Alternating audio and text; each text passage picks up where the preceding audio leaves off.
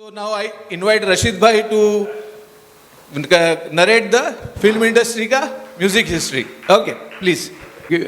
Good evening to everybody. ये 200वां साल प्रोग्राम एपिसोड बना हो रहा है, तो इसके लिए जाकिर भाई ने मुझसे कहा कि कुछ जो है बैकग्राउंड हिस्ट्री फिल्म इंडस्ट्री की और उसके बाद फिर म्यूज़िक की मैं बताऊं। तो मैं लिख के लाया हूँ, मैं पढ़ूंगा, तो आप काइंडली सुने। Thank you. Ladies and gentleman, ladies मैं पहले इसलिए कह रहा हूँ कि अमीन सयानी जो कि अनाउंसर थे वो हमेशा लेडीज़ का पहले ये कहते थे, बाकी तो लोग तो मैं लेडीज़ कहते हैं, लेकिन मैंने अमीन सयानी की नकल की है जिसमें उन्होंने लेडीज़ पहले कहते थे। तो लेडीज़ एंड जेंटलमैन, मैं आज आपके सामने इंडियन फिल्म इंडस्ट्री और म्यूज़िक के बारे में कुछ रोचक बातें प्रस्तुत करूँगा। आशा है आप इसे पसंद करेंगे। दिनांक 7 जुलाई 1896 को ल्यूमिरी ब्रदर्स और साथ में रॉबर्ट पाउल ने 6 शॉर्ट फिल्म का प्रदर्शन बॉम्बे के वाटसन होटल में किया था।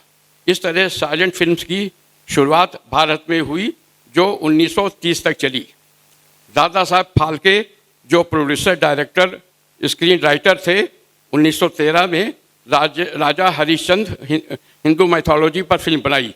पहली भारतीय फिल्म आलमआरा 1931 में आर देशीर ईरानी ने किया, जो कि सिंक्रोनाइज साउंड पर बनाई गई थी, जिसमें 7 गाने थे।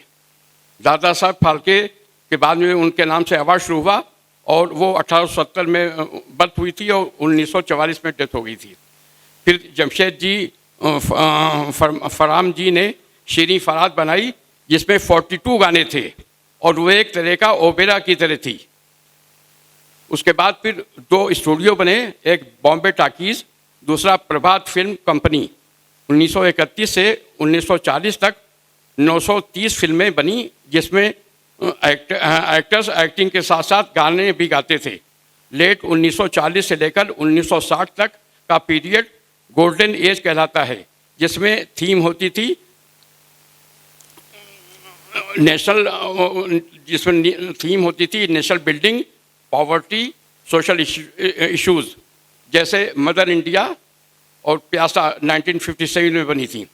उसके बाद सत्यजीत राय ने पहला सिनेमा शुरू किया जो रियलिज्म पर होती थी, और मसाला व एक्शन एरा की शुरुआत 1970 में हुई जो 1980 तक चली, जिसमें म्यूज़िक, रोमांस, कॉमेडी होती थी और उर्दू, हिंदी, पर्शियन और अंग्रेज़ी के शब्द होते थे। एक्ट्रेस में सबसे पहले राजेंद्र कुमार जुबली कुमार के नाम से मशहूर हुए।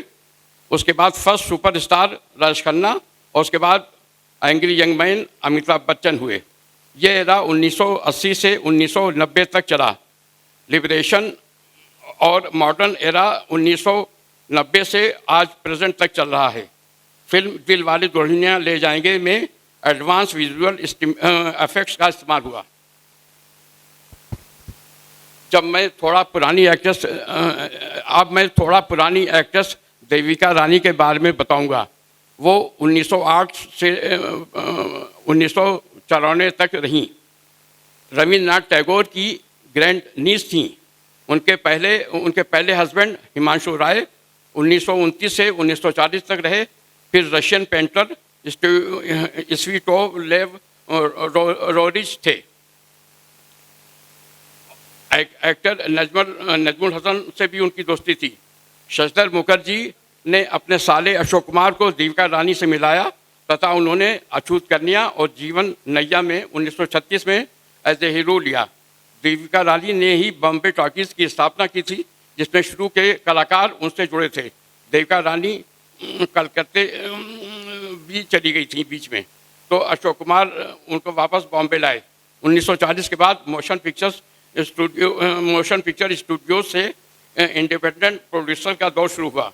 प्लेबैक सिंगर भी तभी शुरू हुए जब एक्टर्स अपने गाने खुद नहीं गाते थे, जैसे लता मंगेशकर, हेमंत कुमार, आशा, रफ़ी, किशोर, मुकेश आदि। उस समय फिल्म के इक्विपमेंट्स हाई क्वालिटी के नहीं होते थे।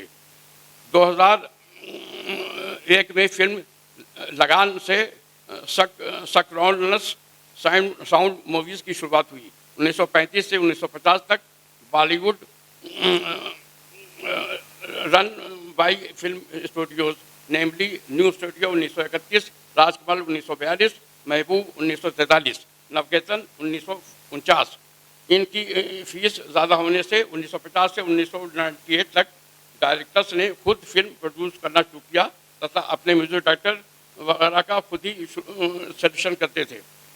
और उस ज़माने में जो सबसे ज़्यादा पॉपुलर हुए वो थे S.D. बर्मन और उनके लड़के R.D. बर्मन, जो किंग ऑफ म्यूज़िक कहलाते थे। ये 1960 से 1990 तक रहे। इन्होंने 331 फिल्मों में काम किया। 1970 से 1990 तक म्यूजिशियन व आर्टिस्ट मूवी पर निर्भर रहते थे और प्रोडक्शन हाउस में